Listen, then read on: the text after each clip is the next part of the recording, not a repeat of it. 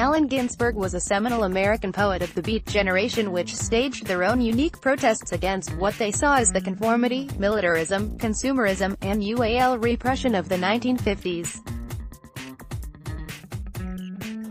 He was born in Newark, New Jersey, on this day in 1926. As a Jewish teenager he tested his writing skills in letters to newspapers and then discovered and was influenced by the raw and wild poetry of Walt Whitman.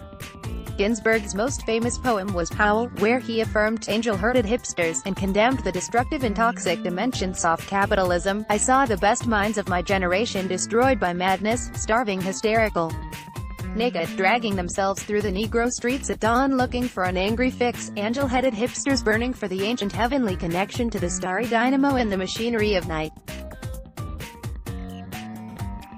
The poem described homoil activities, which were crimes in every state due to sodomy laws, and it got even more publicity when a prosecutor brought him to court on obscenity charges.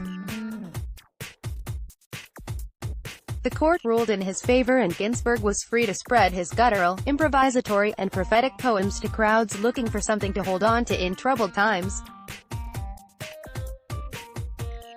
This controversial poet spoke for many when he said, "Poetry is the kind of meditation that slows me down and brings me back to myself." Ginsberg explored an alternative lifestyle that included drugs, UAL expression, and nonviolent political protest.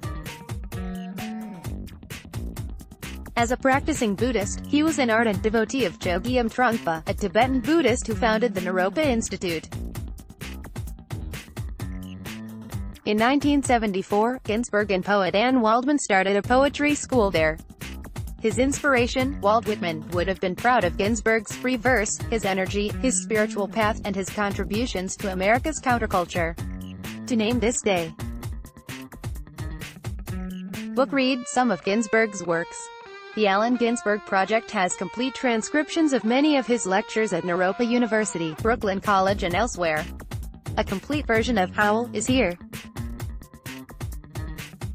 Other poems are here. Spiritual practice. Allen Ginsberg wrote many poems of witness.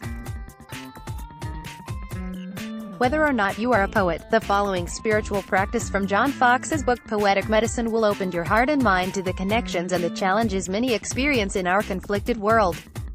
Looking at your world with the eyes of a poet, answer these sentence stems. Be a voice for others. Take time to consider who and what matters to you. Read it aloud. Rekindle your poetic voice and creative imagination through comforting those in your world whose conflicts you can feel. Use material you gather here to make poems. Be specific and detailed. What I long to see healed in my world as blank, the beauty of blank, is a source of joy in my life. The neglect of blank makes me sad at heart. I am determined to change the treatment of blank in this world. My heart is broken open by the loss of blank in this world.